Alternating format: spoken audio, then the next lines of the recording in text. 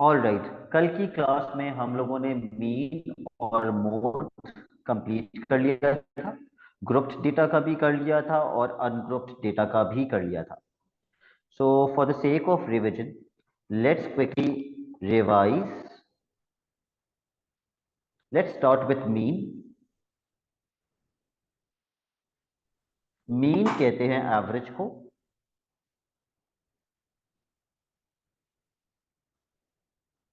और मीन के हमने दो फॉर्मूलाज किए थे। एक अनग्रुप्ड डेटा का किया था और एक ग्रुप्ड डेटा का किया था, राइट। तो अनग्रुप डेटा का हमने फॉर्मूला किया था मीन का कि सारी वैल्यूज को सम करो और डिवाइड कर दो number of values for ungrouped data.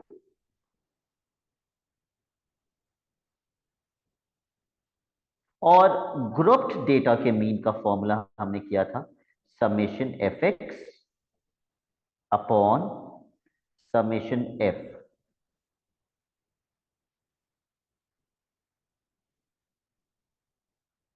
लेकिन अगर x की वैल्यूज क्लास इंटरवल की फॉर्म में होंगी इंशाल्लाह, तो क्लास इंटरवल की फॉर्म में जब x की वैल्यूज होती हैं तो फिर हम x की कौन सी वैल्यू पिक करते हैं मीन निकालने के लिए?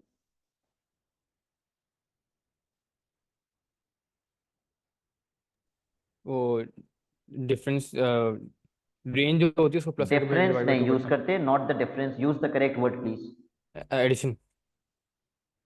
नो हानि, x की कौन सी वैल्यू पिक करते हैं अगर क्लास इंटरवल की फॉर्म में है?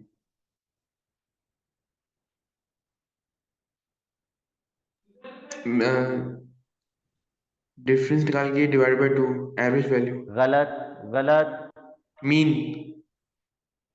उन दोनों वैल्यू मीन मतलब मैं समझा नहीं।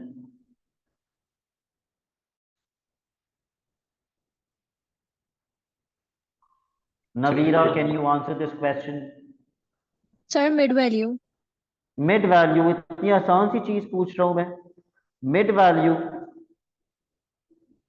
और मिड वैल्यू को मीन कहते हैं। बिल्कुल हानि ने एक तरीके से सही बोला मीन, कि वो दोनों वैल्यूज को प्लस करके डिवाइड बाय टू कर देते हैं, डिफरेंस नहीं यूज करते। ये पता होना बहुत जरूरी है हानि एंड इंशाल, इंशाल स्पेशली यू, क्योंकि आपने कहा सर डिफरेंस। डिफरेंस तो बिल्कुल ही गलत जवाब था। दूसरा हमने पढ़ा था मोड। मोड कहते हैं मोस्ट रिपीटेड वैल्यू को।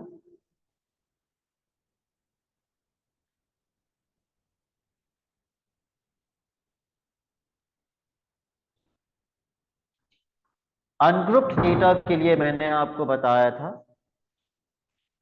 कि it is the most repeated value. वही जो इसकी डेफिनेशन है वही अनग्रुप्ड डेटा का मोड ऐसा होता है, it is the most repeated value.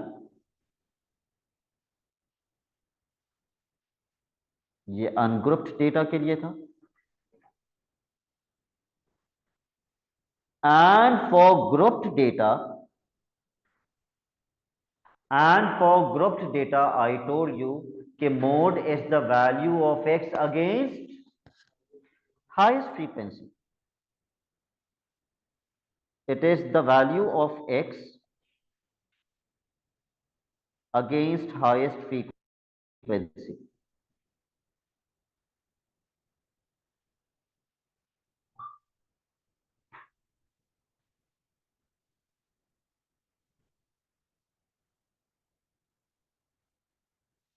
For this is for grouped data.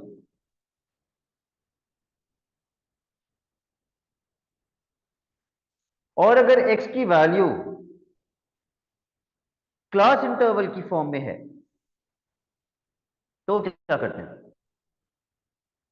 What if the value of x is in the form of class interval? जी नहीं, बिल्कुल भी मिड वैल्यू नहीं, गलत जवाब दिया है माहत ने।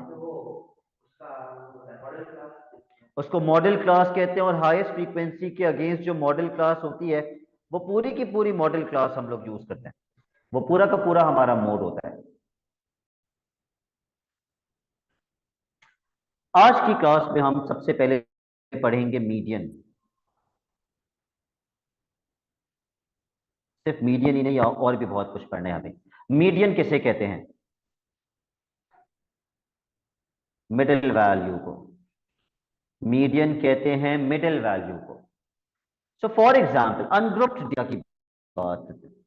फॉर एग्जाम्पल मेरे पास 5 वैल्यूज हैं।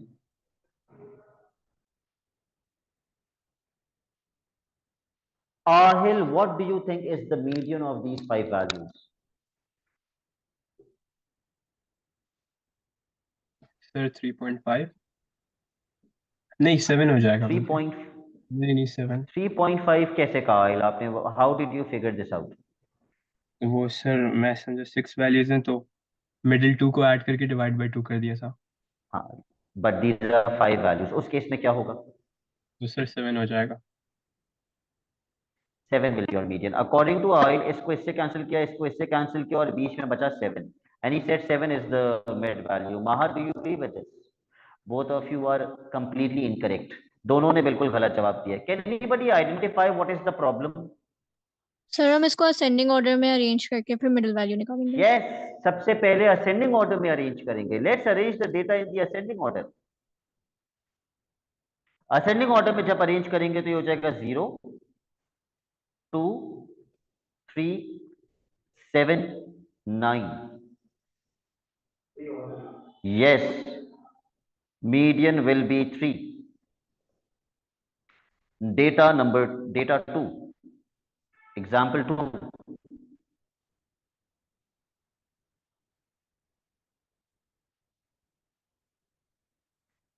पहले इसको असेंडिंग ऑर्डर में अरेंज करो, फिर बताना मीडियन कितना होगा।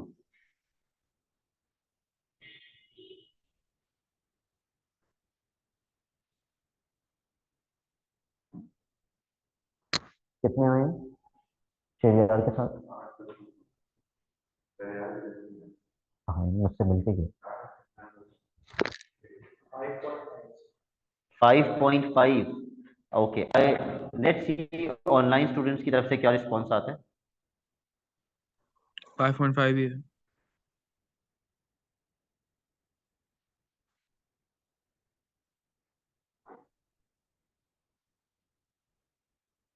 ठीक है, जब बीच में 2 वैल्यूज बचेंगी तो हम उसका एवरेज ले लेंगे 5.5।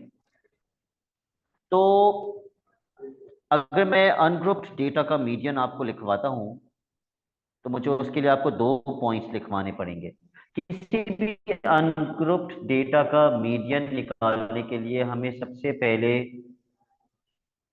क्या करना होता है? सबसे पहले क्या करना होता है? We arrange the data in ascending order. Arrange in ascending order.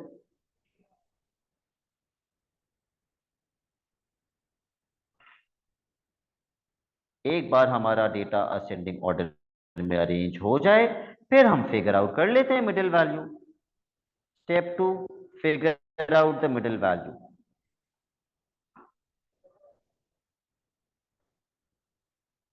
figure out the middle value।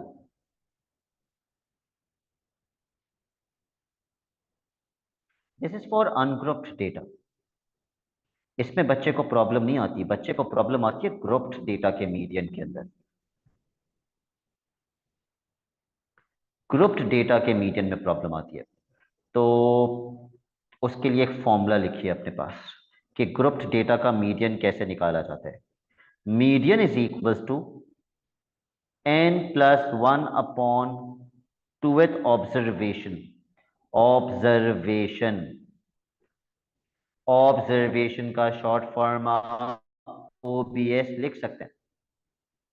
n+1 upon 2th observation where n is equals to total frequency।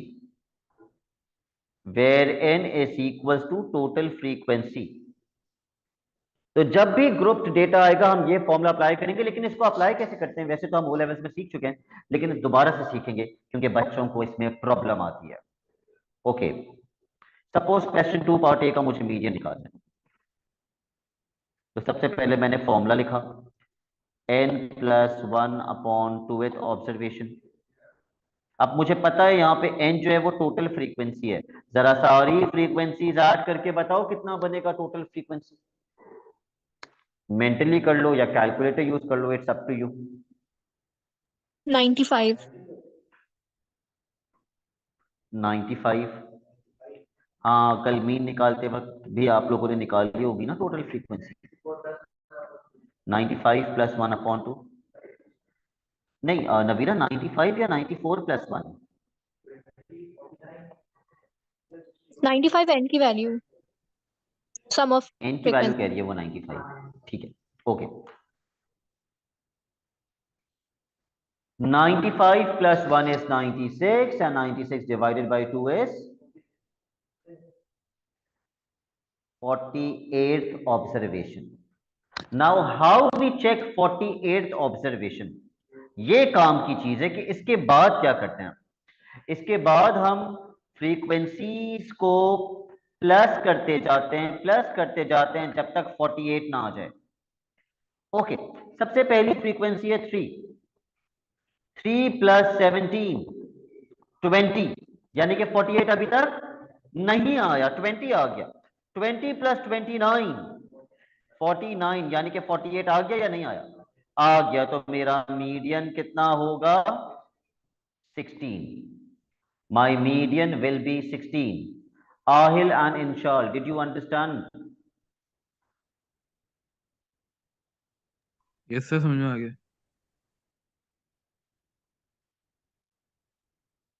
Aahil, आपको समझ आई है मैंने क्या बताया अभी? इससे समझ आ गया। Okay, so your median is going to be 16. बस ये दिमाग में रखना कि ऑब्जर्वेशन कैसे चेक करते हैं।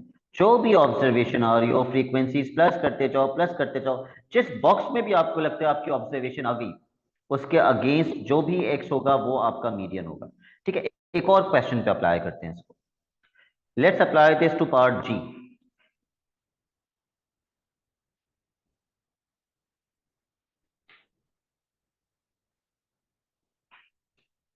सारी फ्रीक्वेंसीज को ऐड करके बताओ मुझे एन कितना आ रहा है।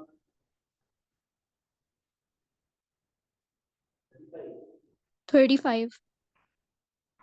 35, ठीक है। 35 plus 1/2th observation. 35 plus 1 is 36 and 36/2 is 18th observation. So keeping in mind Ahil कि हमें 18th observation check करनी है, can you tell me 18th observation किस बॉक्स में आएगा? Sir 10।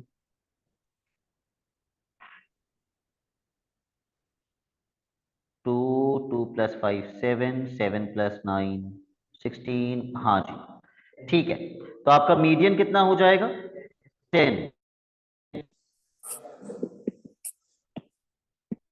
Median is equals to 10. Let's do one more question on median, ताकि दिमाग की नसों में बैठ जाए आपके। Question number 3, part B. Come on, do it yourself now.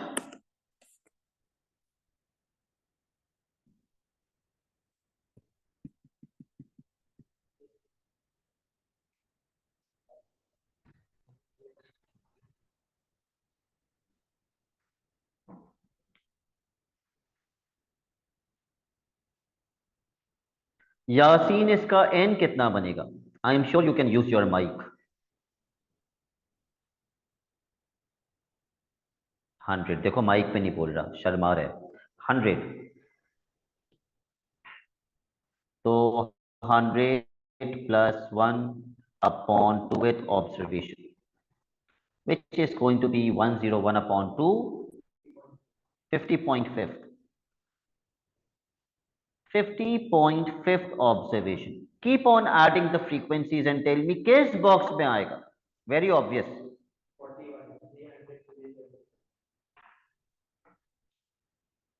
तो हानि अगर थर्ड बॉक्स में आ रही है 50.5th ऑब्जर्वेशन, तो आपका मीडियन कितना होगा? What should be your answer? Mid value. That's a garbage answer. This is what happens when you do not see the recording. When you miss a class and then you do not see the recording. Fariha, median कितना होगा? Sir class interval होगा पूरा 300 to 375 वाला। Correct, पूरी की पूरी class interval होगी। Mid value सिर्फ मीन के लिए यूज होती है। अगर मैं मोड भी निकाल रहा होता हानि, तब भी मैं पूरी क्लास इंटरवल लिखता, सिर्फ मीन के अंदर मिड वैल्यू यूज हो रही होती है। तो एक चीज तो मुझे आपको मीडियन निकालना सिखाना था आज की क्लास में, अनग्रुप्ड डेटा का भी और ग्रुप्ड डेटा का भी। और दूसरी चीज जो मुझे आपको सिखानी है वो है वेरिएंस एंड स्टैंडर्ड डिविएशन कैसे फाइंड करते हैं। Let me see if it is in this handout, वरना मुझे दूसरा हैंडआउट निकालना पड़ेगा।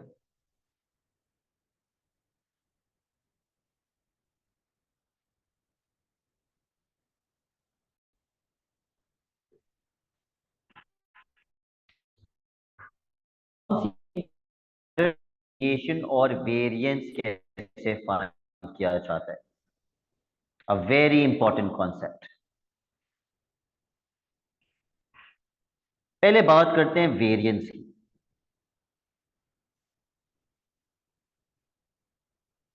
नाउ व्हाट इज वेरिएंस, और वेरिएंस हम पढ़ते क्यों हैं?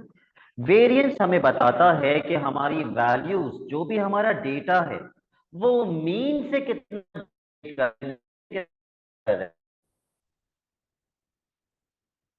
How much the data varies from the mean.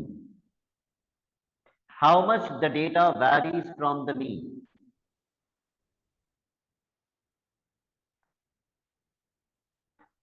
तो वैल्यूज का मीन से दूर दूर होना अच्छी बात है या मीन के करीब करीब होना अच्छी बात है? करीब करीब होना अच्छी बात है।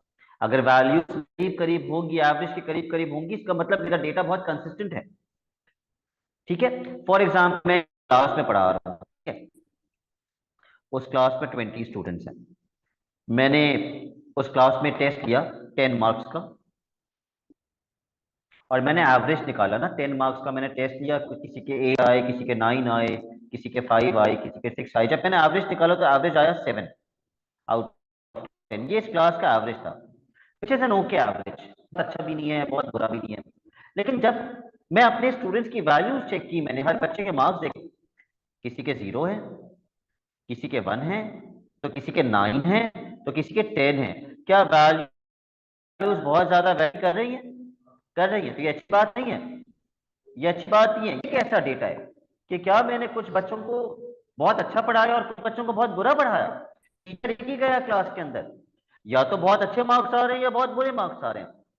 तो ये अच्छा डेटा नहीं है। हाँ, अगर सबके सबके अच्छे मार्क्स आते तो इसका मतलब मैंने सबको बहुत अच्छा, तो मुझे अच्छा फील करना चाहिए, भाई मैंने सबको बहुत अच्छा पढ़ाया।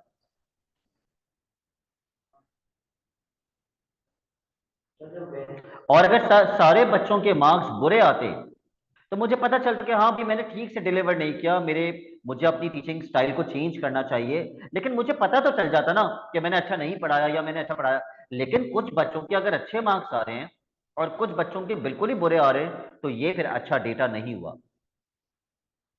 तो नवीरा, मेरी आवाज लैग तो नहीं कर रही? नहीं सर। ओके, तो हानि समझ में आया आपको कि वेरिएंस ज्यादा होनी अच्छी बात है या वेरिएंस का कम होना अच्छी बात है? यस सर, आगे मुझे। तो मुझे बताइए, वेरिएंस ज्यादा होना अच्छी बात है या वेरिएंस कम होना अच्छी बात है? कम होना। कम होना अच्छी बात है। ठीक है, let's write down the formula of variance. Variance, जिसे सिग्मा स्क्वायर भी कहा जाता है, इसका फॉर्मूला होता है, ये भी हम अनग्रुप्ड डेटा और ग्रुप्ड डेटा दोनों के लिए पढ़ेंगे। Sigma square, sigma square, sigma square. Ungrouped data का वेरिएंस होता है sigma square upon n minus mean का स्क्वायर। दो फॉर्मूलाज हैं और ये पेपर में दिए हुए होते हैं। याद तो खैर आपको वैसे भी हो ही जाएंगे जब आप प्रैक्टिस करेंगे, लेकिन ये पेपर में दिए हुए होते हैं। एक और फॉर्मूला है, दोनों के दोनों अनग्रुप्ड डेटा के हैं। Sigma x minus x bar square upon N. तो दो नई टर्म्स हैं, सीख रहे हैं, एक वेरिएंस और एक स्टैंडर्ड डिविएशन। स्टैंडर्ड डिविएशन ये नई टर्म्स हैं आपके लिए, ये आपने ओ लेवल्स में नहीं पढ़ी।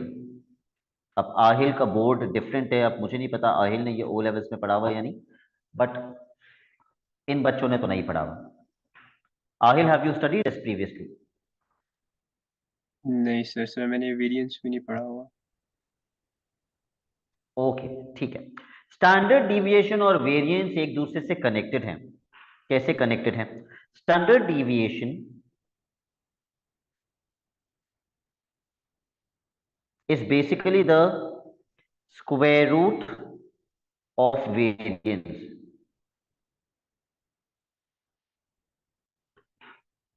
Standard deviation is the square root of variance.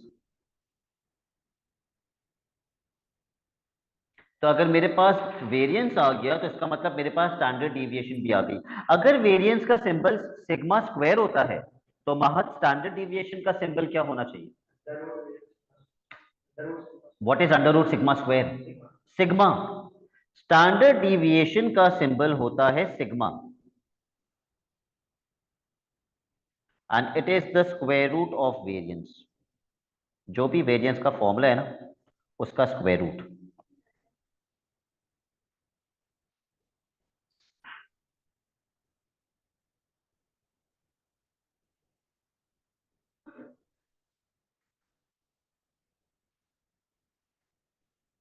दूसरा फॉर्मूला, दूसरे वाले फॉर्मूले का स्क्वायर रूट।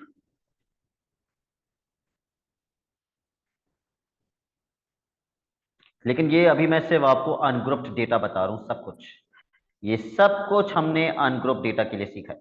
वेरिएंस भी और स्टैंडर्ड डिविएशन भी यहां मेंशन कर देते हैं। Ungrouped data,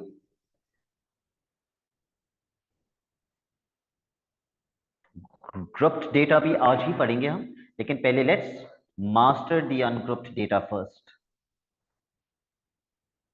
alright, let's start with question number 1।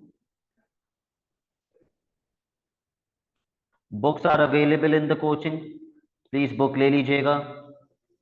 बार बार मेरे लिए आपको ये भेजना, इट्स वेरी टीडियस।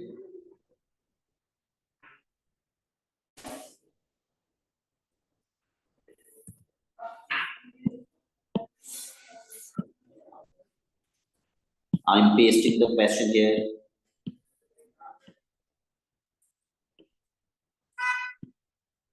ये अनग्रुप्ड डेटा का क्वेश्चन है। सबसे पहले इसका मीन निकाल लीजिए। Find out the mean of this data. Apply the formula.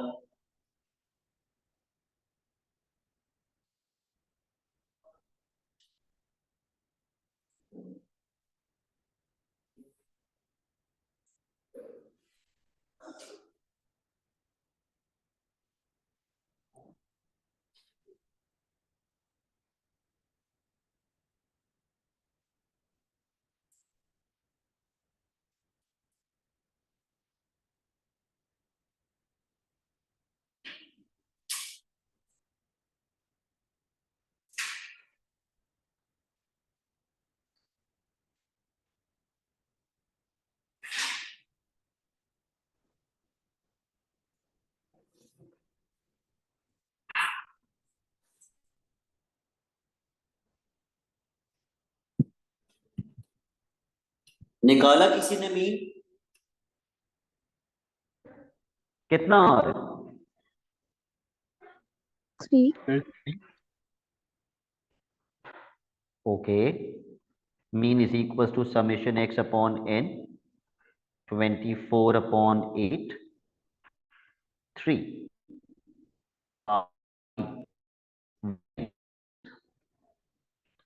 पहला वाला फॉर्मूला लगा दो वेरिएंस। पहला वेरिएंस के लिए भी आपको सब कुछ दिया भाई, just have to plug the values.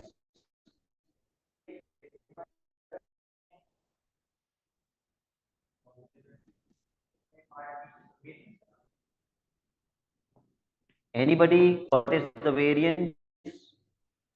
3/4.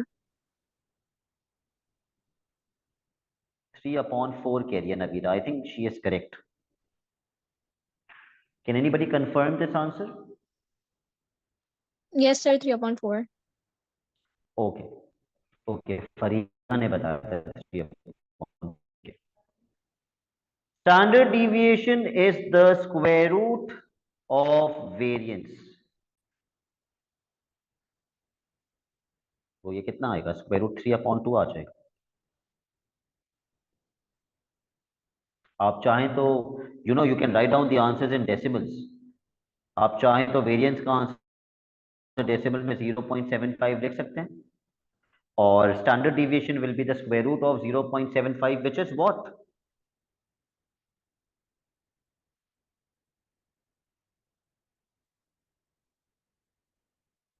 इंशाल कितना आएगा स्टैंडर्ड? 6 0.86 कम accuracy है फिगर्स। 0.866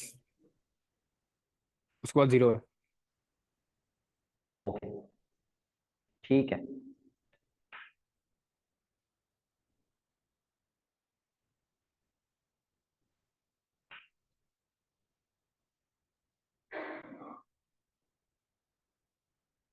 Question number 3.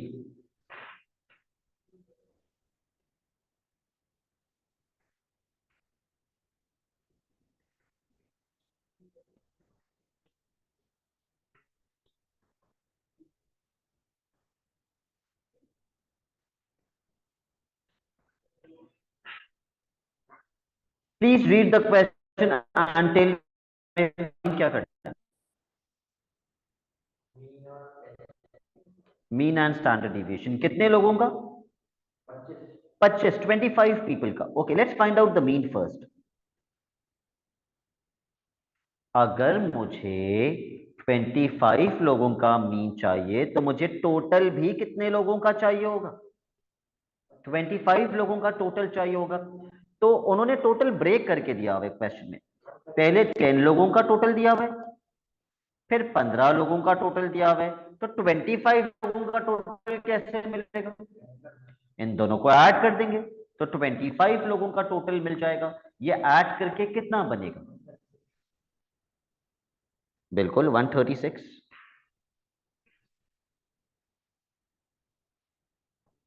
अपॉन 25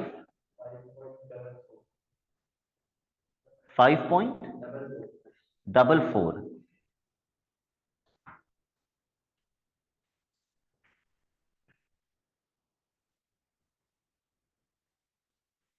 समझा दिया सारा मैंने।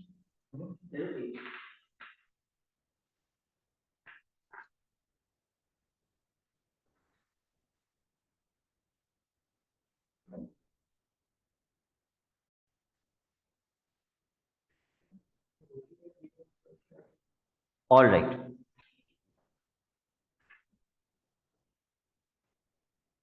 Let's find out the standard deviation. पहले फॉर्मूला लिख लेते हैं। Square root x square upon n minus mean का स्क्वायर। अब वो तो 25 लोगों का स्टैंडर्ड डिविएशन मांग रहे हैं, तो हमें 10 लोगों का समेशन एक्स स्क्वायर यहां दिया हुआ है, 15 लोगों का समेशन एक्स स्क्वायर यहां दिया हुआ है। तो अभी हम 25 लोगों का समेशन एक्स स्क्वायर कैसे निकालेंगे? 10 लोगों के समेशन एक्स स्क्वायर को और 15 लोगों के समेशन एक्स स्क्वायर को प्लस कर लेंगे तो कितने लोगों का समेशन एक्स स्क्वायर मिलेगा? 25। तो इन दोनों को पहले ऐड करके बताइए। 310 plus 68 878 upon n. What is n? 25 minus mean का स्क्वायर। अच्छा, पिछले पार्ट पे तो हमने 3 सिग्निफिकेंट में लिखा था, लेकिन अगले पार्ट में ज्यादा बेहतर है कि हम ज्यादा एक्यूरेट मीन यूज करें। किसी को याद है पिछले पार्ट का ज्यादा एक्यूरेट मीन कितना था, या सबने 5.44 ही खत्म? Exact 5.44, okay. Square, can anybody tell me the answer?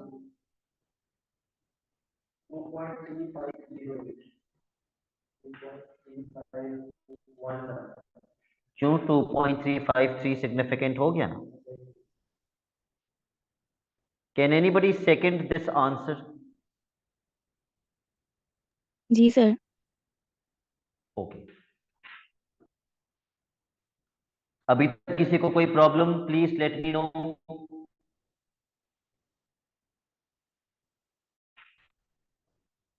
Okay, let's move on to the next question.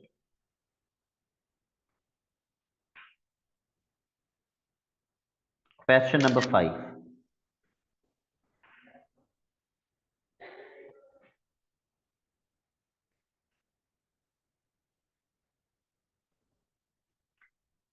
Read this question and then tell me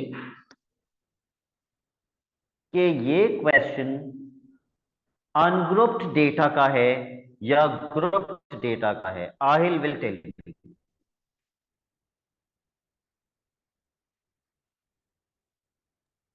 sir ungrouped. Correct. Mahad, आपके हिसाब से ये अनग्रुप्ड डेटा है या ग्रुप्ड?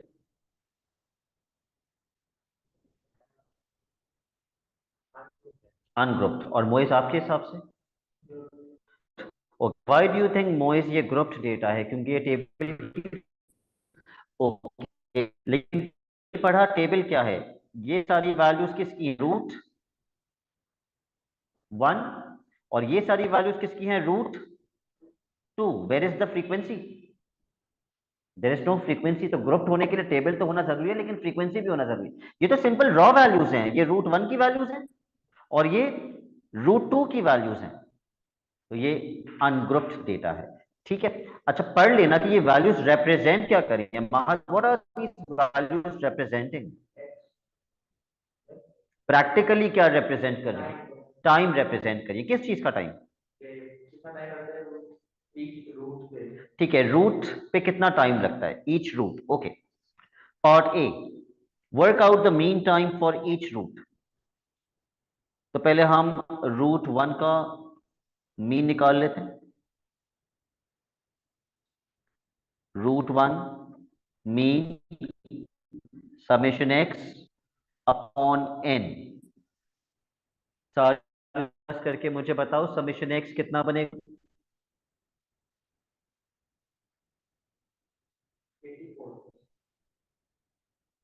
84।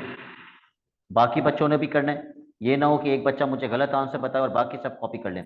और एन कितना है? How many values are these? 6।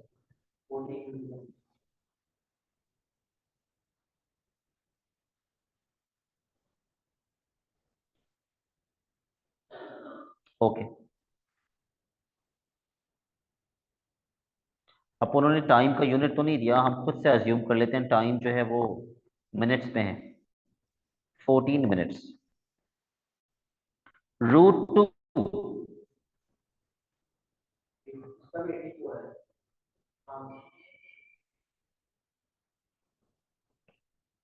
इसका भी टोटल 84 है। ओके, कोई और भी कंफर्म कर दे? जी सर। ठीक है, तो इसका भी मीन 14 मिनट्स आएगा। So part A is done. Let's come to part B. Minutes नहीं लिखा हुआ तो मैंने खुद से मिनट्स लिख दिया, मैंने अज्यूम कर लिया कि मिनट्स। अब वो कह रहे हैं calculate the variance and standard deviation for each route. तो अब हम वेरिएंस का फॉर्मूला लगाएंगे।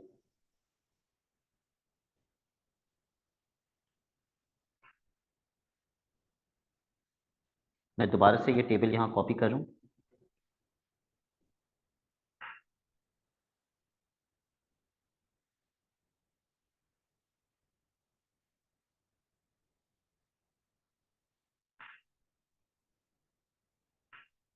ऑल राइट, अब ये समीशन एक्स स्क्वायर हम कैसे निकालेंगे? समीशन एक्स स्क्वायर का मैं मतलब समझा रहा हूं, प्लीज जरा गौर से सुन लेना।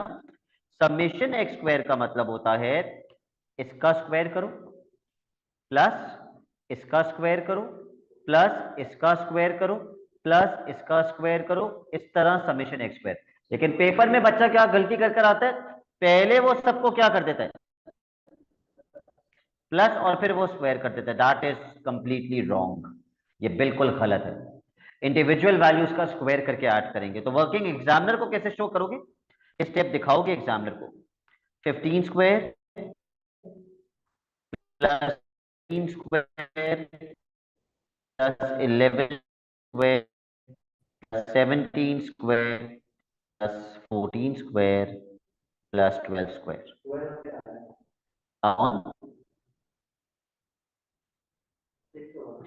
6 माइनस मीन का स्क्वायर, मीन कितना निकाला था, तो माइनस 14 स्क्वायर। 14 के नीचे 6 नहीं है। और याद रखना ये हम √1 के लिए सॉल्व कर रहे हैं। What is the variance? Final answer बता दो इसके बाद। इसके बाद आप फाइनल आंसर लिख सकते हैं। 4 आ रहा है महत का। और कोई? जी सर 4 आ रहे हैं। जी सर। ठीक है, तो मैं लिख रहा हूं वेरिएंस इज इक्वल टू 4।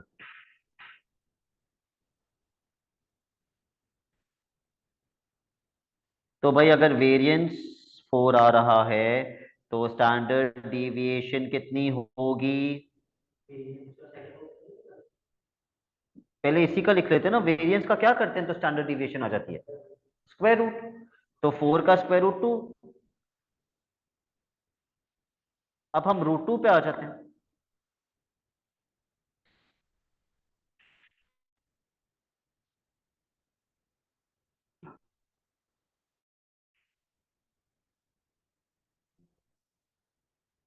पहले फॉर्मूला लिखेंगे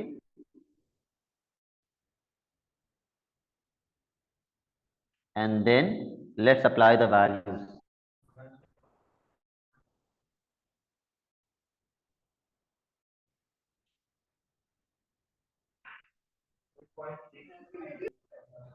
Mahad, are you showing steps?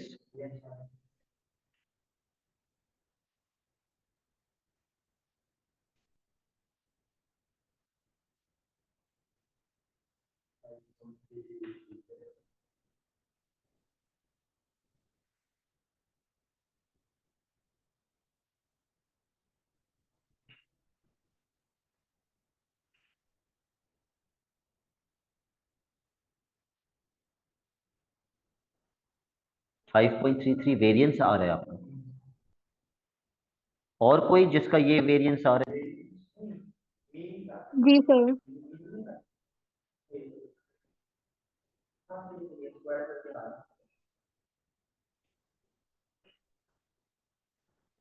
और इसका स्क्वायर रूट ले लेंगे आप तो स्टैंडर्ड डिविएशन आ जाएगी।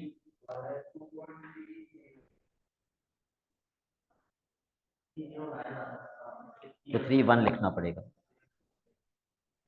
भाई। जब तक सब यहां तक कंप्लीट नहीं करते I can not go ahead with this.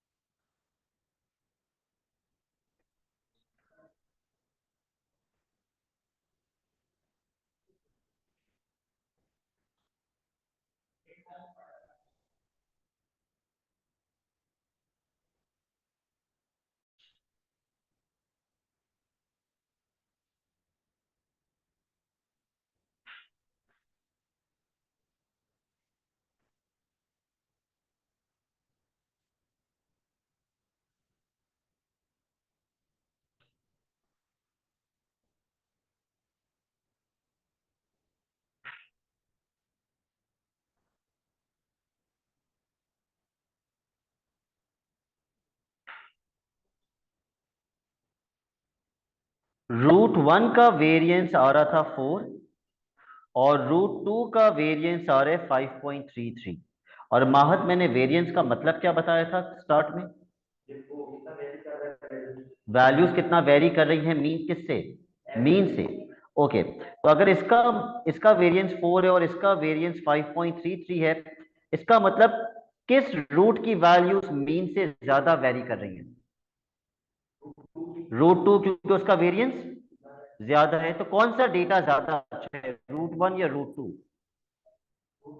√1 ज्यादा अच्छा है क्योंकि उसका वेरिएंस कम है। Okay, let's see what the next part is asking us.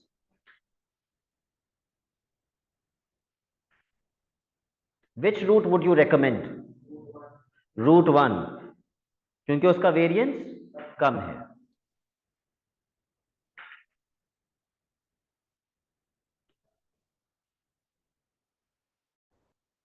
√1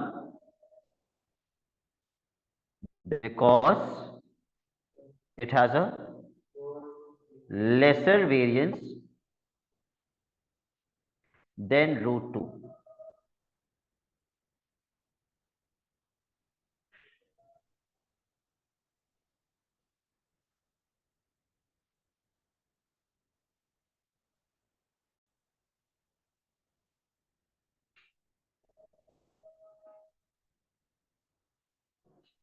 all right, अब आ जाते हैं ग्रुप्ड डेटा के वेरिएंस और स्टैंडर्ड डिविएशन। आज की क्लास का सबसे important concept, summation x² f upon summation f minus mean का स्क्वायर। हाँ, उसी से मिलता जुलता है। You can create a link. जो फर्क मीन के अंदर आता था ना, मीन में भी fx आ जाता था, वही फर्क यहां पे भी आ रहा है।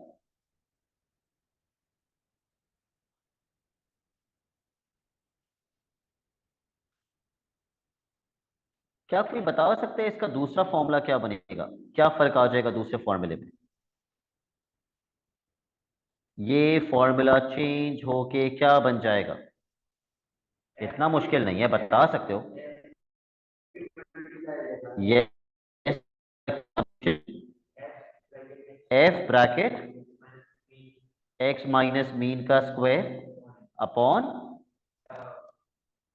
Upon n। तो अनग्रुप्ड डेटा में होता है ना, ग्रुप्ड में क्या होता है? Summation f।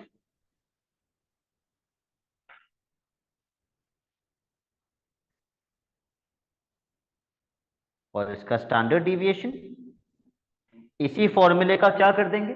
स्क्वायर रूट कर देंगे। इसी फॉर्मूले का स्क्वायर रूट कर देंगे।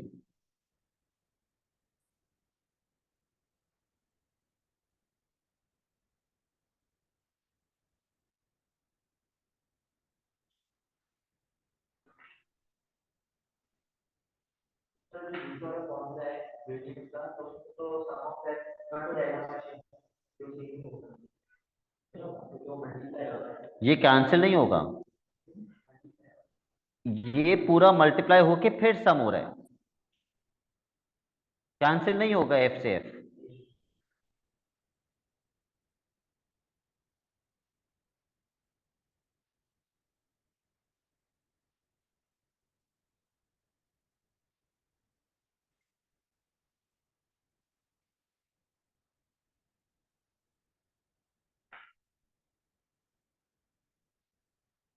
Both these formulas are for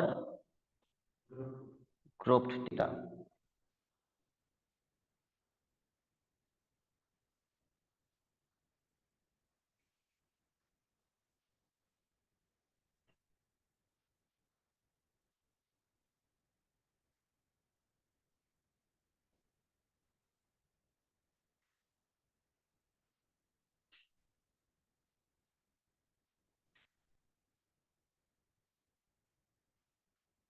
लिख लिया आप लोगों ने फॉर्मूलाज? ओके, सबसे पहले ग्रुप्ड डेटा का जो क्वेश्चन हम करेंगे वो है क्वेश्चन नंबर 6।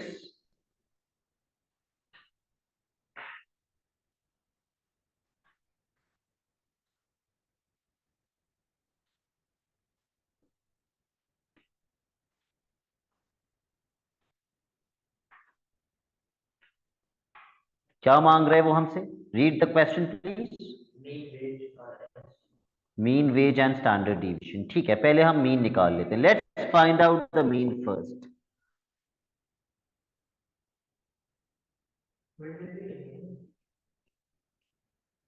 बिल्कुल मिड वैल्यू लेंगे। Let's write down the mid values first.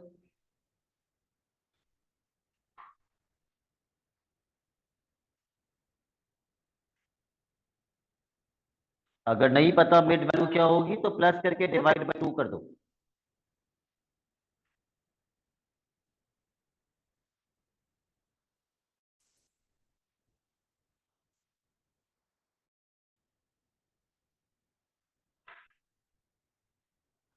तीसरी मिड वैल्यू क्या होगी?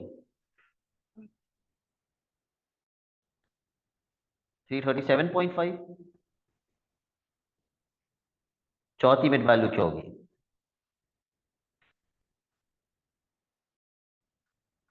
387.5। और आखिरी 450। मीन का फॉर्मूला क्या लगेगा इसके अंदर? Summation f x upon summation F.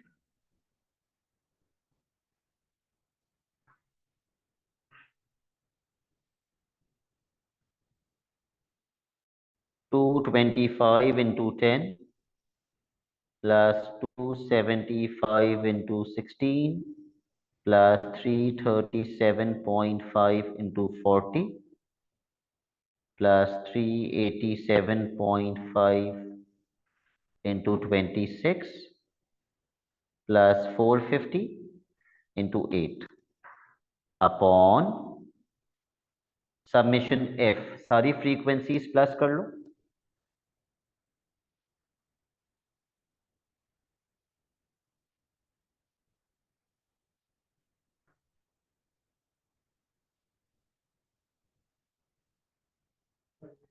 कितना? 100। ठीक है, now tell me the answer. Direct answer. E38.25। 38.25 बताया बच्चे ने।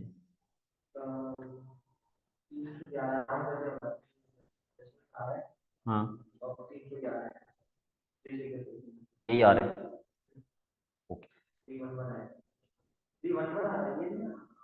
डिवाइड करने के बाद यही आ रहे हैं। तो अगर दो बच्चों का यही आ रहा है तो then this is the correct answer.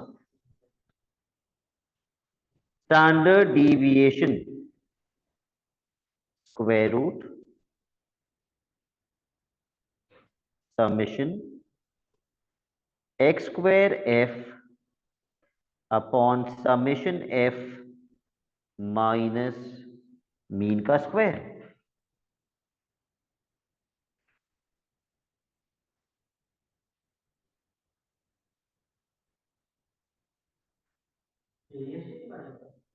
Direct square root लगा के वेरिएंस निकाल लो। वेरिएंस पे स्क्वायर रूट लगा दो तो डायरेक्ट स्टैंडर्ड डिविएशन आ जाएगी। हाँ, तो मैं स्क्वायर रूट में ये फॉर्मूला वेरिएंस का ही तो है। पहले वेरिएंस निकाला फिर उस पे क्या लगा दिया, अंडर रूट, तो स्टैंडर्ड डिविएशन आ गई। अच्छा, अब वेरिएंस निकालने के लिए एक्स स्क्वायर एफ, यानी कि एक्स की वैल्यू को क्या करना पड़ेगा? स्क्वायर करके किससे मल्टीप्लाई करेंगे? एफ से। मेरी बात गौर से सुनना, ये निकालने के लिए पहले एक्स की वैल्यू को स्क्वायर करेंगे फिर फ्रीक्वेंसी से मल्टीप्लाई करेंगे, प्लस अगली वैल्यू को स्क्वायर करेंगे फिर फ्रीक्वेंसी से मल्टीप्लाई करेंगे मिड वैल्यू को। जी, इसीलिए हमने शुरू में ही मिड वैल्यू लिख ली थी। 225 का स्क्वायर मल्टीप्लाई बाय 10 प्लस 275 का स्क्वायर मल्टीप्लाई बाय 16 प्लस 337.5 का square multiply by 40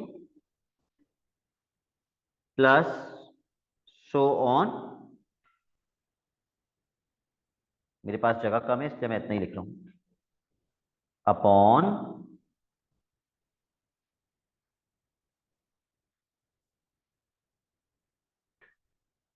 100 minus mean का square.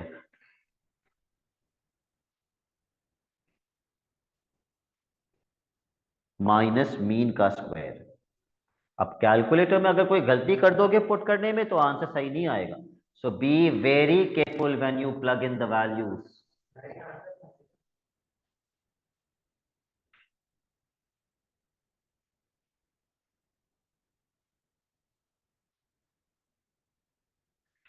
Ahil will tell me the answer.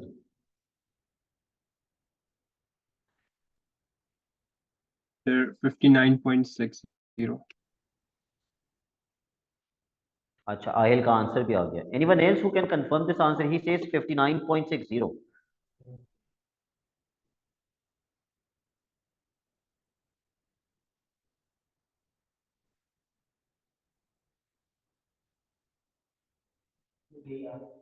यही आ रहा है।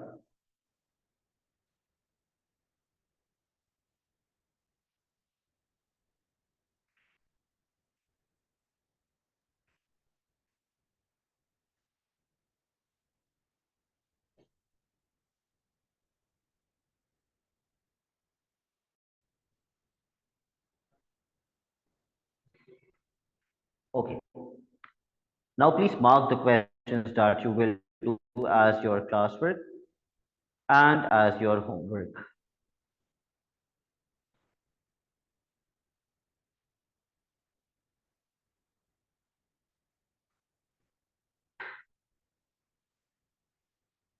ओके, सबसे पहले तो आप आ जाएं मीडियन के ऊपर।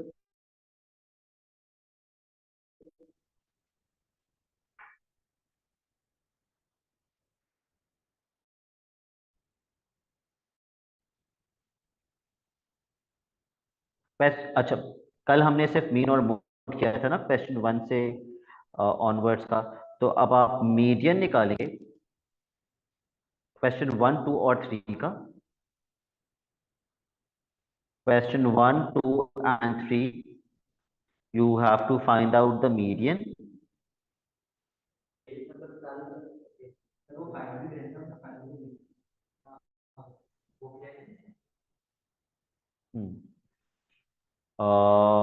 पेज 2 पर है ये।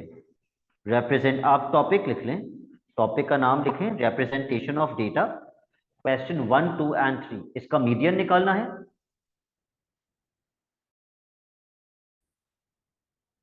उसके बाद अगले टॉपिक का नाम लिखिए।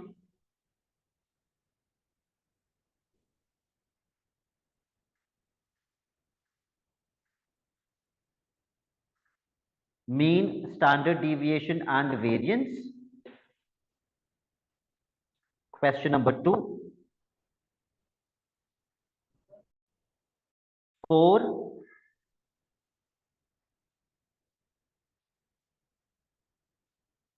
7,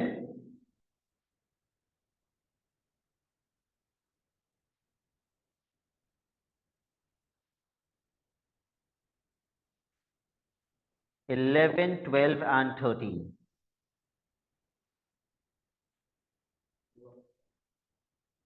ये सारे क्वेश्चंस आप मुझे एज होमवर्क करके दे दीजिएगा, लेकिन डेडलाइन लिख लीजिए अपने पास।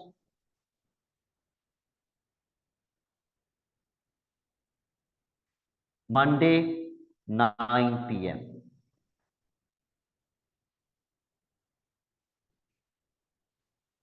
ठीक है, आज कर लोगे तो ज्यादा बेहतर है, आपको याद रहेंगी चीजें, अगली क्लास में आप ब्लैंक नहीं होंगे। वरना कल रात 9 बजे से पहले तो आपने मुझे भेजना ही भेजना है। That's it for today. Allah Hafiz.